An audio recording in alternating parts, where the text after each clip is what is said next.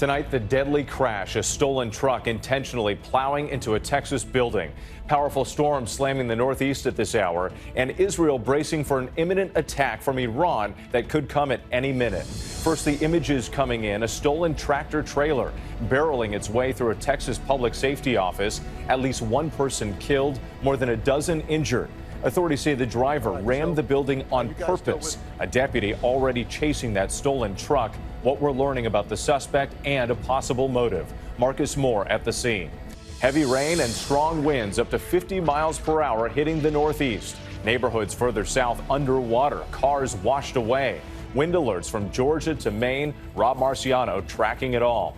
Tonight, tensions rising in the Middle East. Israel's Iron Dome intercepting dozens of rockets fired by Hezbollah. At the same time, Israel bracing for a potential attack from Iran at any moment. The U.S. warning Iran has more than 100 cruise missiles ready for a potential strike. Retaliation for the deadly Israeli attack killing Iranian commanders in Syria. Britt Clennett in Israel. A high-stakes meeting at Mar-a-Lago. Donald Trump and Speaker Mike Johnson taking questions just moments ago. Rachel Scott pressing Trump on where he stands on abortion rights and how he responded. And Arizona's abortion battle in the national spotlight. Vice President Kamala Harris in Arizona calling on lawmakers to repeal the state's 160-year-old abortion ban and blaming Donald Trump for the chaos surrounding the Supreme Court overturning Roe v. Wade. Mary Bruce at the White House. Police searching for suspects wanted for a deadly carjacking in Florida. Chilling video shows an armed suspect wearing a mask getting into the victim's SUV. A mother in Texas facing charges accused of leaving her two young children home alone while she went on a cruise. Tributes to legendary news anchor Robert MacNeil, the longtime anchor for PBS. And the March of the Penguins leading to a massive leap of faith and captured for the first time on video. From ABC News World Headquarters in New York, this is World News Tonight with David Muir. Good evening. Thanks for joining us on this Friday night. I'm Whit Johnson in for David. Several developing stories as we come on tonight. Powerful winds lashing the northeast into the weekend. Gusts up to 50 miles per hour. And Israel bracing for an imminent attack from Iran, threatening a major escalation in the war. But we begin with that breaking news from outside Houston. A deadly incident at a state government office. A driver stealing an 18-wheeler, plowing it into the building right where people were waiting for driver's license services. Authorities say it was an intentional act. 13 people injured, one person died. The driver then backing out. Officials say they stopped him before he struck again and took the building down. The suspect taken into custody, now facing multiple felony charges. Tonight, what we're learning about that driver's past and what might have triggered this deadly act. ABC's Marcus Moore leads us off in Brenham, Texas. Tonight, a deadly scene outside Houston after authorities say a driver intentionally slammed a stolen 18-wheeler loaded with steel bars through the front door of the Department of Public Safety building in Brenham, Texas, killing one person and injuring at least 13 others. 90-year-old female, blunt trauma impact from an 18-wheeler hitting the building where she was sitting. The crash coming around 10:30 in the morning. Police say a deputy was already chasing the stolen truck when the driver crashed it through the doors and into a public waiting area for driver's licenses. The driver fled from law enforcement. The stolen 18-wheeler took a hard right turn and went into the DPS Brenham office. 3 of the critically wounded airlifted for medical treatment. We've got 2 critical trauma patients here on the ground waiting on aircraft, so we'd like to try to turn this pretty quickly. The suspect, 42-year-old Clennett Parker, was arrested at the scene. Police say he had been denied a commercial driver's license at the DPS location just yesterday. While he was there, the driver's license staff advised Parker that he was not eligible to renew his commercial driver's license. Officials tell us police stopped Parker before he could take the building down. They said he was trying to drive back into the building again. He had backed it out where you see it now. He had backed it that far and was getting ready to go back in it the second time. And Whit, those working at government buildings across the country have already been at a heightened state of vigilance over the risk of terrorism, but officials here in Texas have given no indication that today's incident was an act of terror. Whit. All right, Marcus Moore for us tonight. Thank you. Now to those powerful winds on the move tonight. Gusts up to 50 miles per hour. Flight delays in Philly, New York, and Boston. wind advisories from Georgia up to Maine. The system triggering flash flooding in Glenville, West Virginia. A flash flood emergency near Pittsburgh as well after nearly 4 inches of rain in a matter of hours. You can see these high water rescues in Oakdale, Pennsylvania. The winds lasting into the weekend, and a new severe weather outbreak is taking shape for next week. ABC's senior meteorologist Rob Marciano tracking it all. Tonight, that powerful storm system delivering a final lashing to the northeast, with wind gusts up to 50 miles per hour and rounds of heavy rain. And in the overnight hours, torrents of rain triggering flash flooding west of Pittsburgh, with up to 4 inches of rain falling. Water rescue teams evacuating at least 9 people from their homes. The rain wreaking havoc in West Virginia, too. This road in the town of Glenville transformed into a fast-moving river. One car flipped on its side. On the coast, high winds tearing the roof off this motel in Myrtle Beach. 4 pieces went flying through the air. 1 piece almost hit a car. At least 19 confirmed tornadoes across 6 states this week. And tonight, this newly released police body camera video capturing the devastation in Slidell, Louisiana. Hey, can you hear me? Just moments after an EF2 tornado hit. Just sit tight, okay? We have people coming. The officer locating a woman trapped inside an SUV. Firefighters later able to remove her to safety. So let's get right to Rob Marciano. And Rob, this storm still packing a punch tonight. Yeah, with the low centers actually continues to intensify. The winds around it are up to 50+ miles per hour. We've got power outages in parts of the Great Lakes. That's where the low center is, and those advisories remain up. Showers and snow showers throughout the day tomorrow, and the winds actually will continue to increase through the I-95 corridor in the afternoon before finally beginning to wind down on Sunday. Just as the next system comes into the west, California gets it this weekend with rain, snow, and mountain wind and snow. And then it gets into the plains Monday and Tuesday. A classic severe weather setup on Monday, and then pushing into the Mississippi Valley on Tuesday. Tornadoes likely both of those days and potentially beyond. Whit? All right, we'll brace for another round, Rob. Thank you. Overseas now, and Israel on high alert, bracing for Iran to retaliate for an Israeli airstrike on an Iranian consulate in Syria. U.S. officials say Iran has readied more than 100 cruise missiles. The Pentagon now moving more troops and ships to the Middle East. And President Biden with a new warning to Iran. ABC's Britt Clennett is in Israel. Tonight, Israel's Iron Dome intercepting a barrage of rockets fired by Iran-backed militia group Hezbollah. Officials saying at least 40 rockets were launched into northern Israel from southern Lebanon, many shot down by Israeli air defense. It comes as Israel braces for what sources say could be a much larger attack from Iran itself at any moment. U.S. officials telling ABC News Tehran has readied more than 100 cruise missiles and a sizable number of drones over the past week for a possible strike from Iran on multiple targets inside Israel. Late today, President Biden warning that attack could come sooner than later, delivering a blunt message to Iran. What is your message to Iran in this moment? Don't. We are devoted to the defense of Israel. We will support Israel. We will help defend Israel, and Iran will not succeed.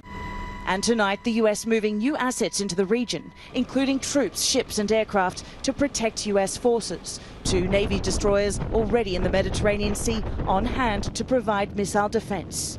The U.S. hoping to deter Iran and prevent a wider war. Iran vowing retaliation for an Israeli airstrike on the Iranian consulate in Syria earlier this month that killed top military commanders. Whit, President Biden was just asked if he's concerned about Iran killing Americans, and Biden telling reporters he's always afraid of that. And Whit, officials here in Israel are promising that if Iran attacks Israel from its territory, Israel will attack inside Iran. Whit? Britt Clennett in Israel again tonight. Thank you. Back here in the U.S. and the abortion battle front and center in the race for the White House. Donald Trump taking questions at Mar-a-Lago today. Our Rachel Scott asking the former president where he stands on abortion rights. Here's Rachel with how he responded. Tonight, former President Donald Trump telling me that though he once vowed to sign a federal abortion ban, it's now no longer necessary, as he once again took credit for the Supreme Court's decision overturning Roe v. Wade. While you were in office, you said that you would sign a federal abortion ban if Congress sent it to your desk.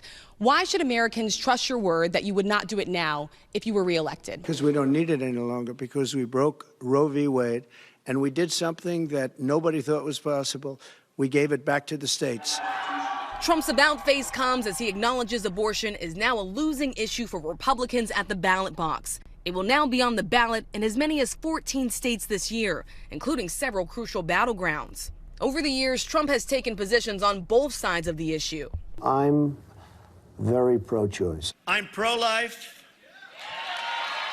Today I asked where he stands right now. He would not say. Over the last few decades, Mr. President, you have both considered yourself pro-choice and pro-life. Which one is it?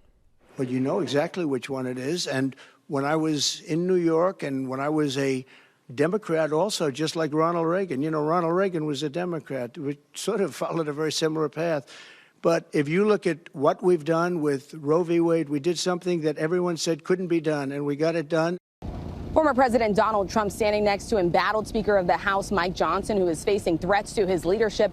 It's a strong show of support from the former president. In the past, Johnson has endorsed a federal ban on abortion. Today, he did not address the issue. And remember, Trump's first criminal trial begins on Monday. Today, the former president said he would testify. Rachel Scott, thank you. And meantime, Vice President Kamala Harris in Arizona tonight, just days after that court decision upholding a Civil War-era ban on abortions. The vice president blaming Donald Trump for the chaos, saying a second Trump term would be worse. Here's ABC's chief White House correspondent, Mary Bruce.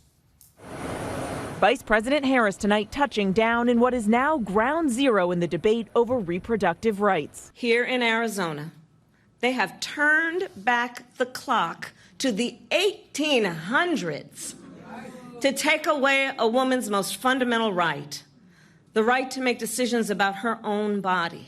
Just days after the critical battleground state upheld a 160-year-old law banning abortion in all cases except to protect the life of the mother, Harris, the Biden campaign's chief messenger on abortion, hammering a simple message. Donald Trump did this. Just minutes ago, standing beside Speaker Johnson, Donald Trump just said the collection of state bans is, quote, working the way it is supposed to.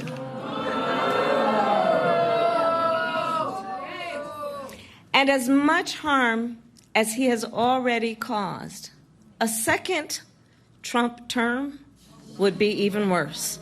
Arizona, one of 21 states to ban or severely restrict abortion rights since the Supreme Court overturned Roe v. Wade. This is 2024, not the 1800s, and we're not going back. We are not going back. The Biden campaign, hoping that the issue of abortion will drive voters to the polls in November, are going to do everything they can to get this message across. The vice president tonight escalating her attacks, labeling these new restrictions in states across the country the, quote, Trump abortion bans. Mary Bruce at the White House tonight. Thank you. Now to that deadly carjacking north of Orlando. Authorities releasing video showing a masked man carrying a weapon, getting into the back seat of a white Dodge Durango. The victim, a 31-year-old woman, now believed dead. Tonight, an urgent search underway for multiple suspects. Here's ABC's Ariel Reshef. Tonight, the urgent manhunt in Central Florida for this masked gunman caught in terrifying video appearing to carjack an SUV in broad daylight, now suspected of killing the woman who was inside. This wasn't just a random incident, a horrible, horrible, frightening situation. At the height of rush hour around 5 p.m. yesterday, the driver of this Dodge Durango called her husband to say she was being followed by a green Acura, which rammed her back bumper. Later, the armed assailant is seen exiting that car, pointing a gun at the driver. Tells her, we suspect, to unlock the door, which she does. He jumps in the rear passenger seat behind the driver. Authorities say that vehicle took back roads to a new construction site. Witnesses reported hearing gunshots and seeing smoke from the SUV set ablaze. One person was deceased and found in that vehicle. The victim, believed to be 31-year-old Catherine Alta Garcia Guerrero de Aguas Villas. Law enforcement now searching for multiple suspects. Authorities believe the victim may have been targeted, and they're asking anyone with information to come forward. A truly disturbing case. Ariel, thank you. And today on Capitol Hill, the House of Representatives voted to reauthorize a key law in the fight against terrorism after Donald Trump called on Republicans to kill it. This is Section 702 of the so-called FISA law. It allows U.S. intelligence agencies to spy on the communications of foreign nationals without a warrant. It passed after a compromise authorizing it for just 2 years, pushing any further debate into a possible Trump presidency if he were to win. When we come back, the deadly police shootout in Memphis, an officer and 18-year-old suspect both killed, 2 other officers wounded, and the mother facing charges for allegedly leaving her children home alone while she went on a cruise. Next tonight, new details about a deadly police shootout in Memphis. Authorities say officers are responding to a call about a suspicious vehicle. An 18-year-old suspect opening fire as they approached. An officer and the alleged gunman both killed in that shootout. 2 other officers and a 17-year-old in the car were wounded. A mother in Houston is facing charges for allegedly leaving her 2 young children home alone while she went on a cruise. Authorities say Lakeisha Woods Williams abandoned her 8-year-old son and 6-year-old daughter for days while she went on vacation. Deputies finding the children in a filthy apartment during a wellness check. They say the mother left a web camera and a cell phone so she could check in on them. When we come back, the former interpreter accused of stealing millions of dollars from Dodger star Shohei Ohtani makes his first appearance in federal court, and remembering a legendary news anchor. To the index now, the former interpreter accused of stealing more than $16 million from Dodger star Shohei Ohtani, appearing in federal court today in Los Angeles. Ippei Misuhara, charged with bank fraud. He's accused of using the money to cover millions in gambling losses. The judge releasing him on bond, ordering him not to have any contact with Ohtani and barring him from gambling or going to casinos. The judge also ordered him to receive treatment for a gambling addiction. Tonight, a new CDC warning about measles outbreaks across the U.S. At least 121 cases reported in 17 states so far this year. Because of vaccinations, measles had been considered eliminated in the U.S. nearly 25 years ago. The CDC says the rapid increase in cases could threaten that status. 95% of the cases this year were patients not fully vaccinated. 2 passings to note tonight. We learned today famed Italian fashion designer Roberto Cavalli has died. One of the biggest names in fashion, his distinctive trademark style, both flamboyant and glamorous. His flashy creations attracting celebrity fans for decades. The company bearing his name paying tribute to a, quote, life lived with love. Roberto Cavalli was 83. And legendary news anchor Robert MacNeil has died, a giant in the industry, co-founder of what is now the PBS NewsHour, anchoring his own show before partnering with Jim Lehrer for the long-running MacNeil-Lehrer Report. His career defined by his dedication and commitment to journalism. Robert MacNeil was 93. When we come back, who says penguins can't fly? The proof still ahead. Finally tonight, call it the leap of the penguins, the surprising cliff dive seen on camera for the first time. What you're about to see has never before been captured on video. At just 6 months old, these emperor penguin chicks marching to the ocean, crowding the edge of a 50-foot cliff in West Antarctica. What on earth is going on here? About 700 of them, hesitating at first, until one brave chick takes the plunge, splashing into the icy waters below. I can't believe that. He's made it. Then, one by one and in groups, they jump. Here they go, here they go. This first-of-its-kind footage captured just a few months ago by National Geographic photographer Bertie Gregory. I've only ever seen emperors jump in off the sea ice, and that's a couple of feet maximum. Scientists say it's another sign of their resilience as sea ice continues to decline. The rite of passage known as fledging, their first trip from their colony to the ocean. How's that for your first swimming lesson? And these heroic high dives captured for the first time for all of us to enjoy. Just incredible images. The future docuseries Secrets of the Penguins and additional Earth Month content is available on our parent company's streaming platform, Disney+. Thanks so much for watching tonight. I'm Wade Johnson in New York. Have a great night. Thank you for making World News Tonight with David Muir America's most watched newscast.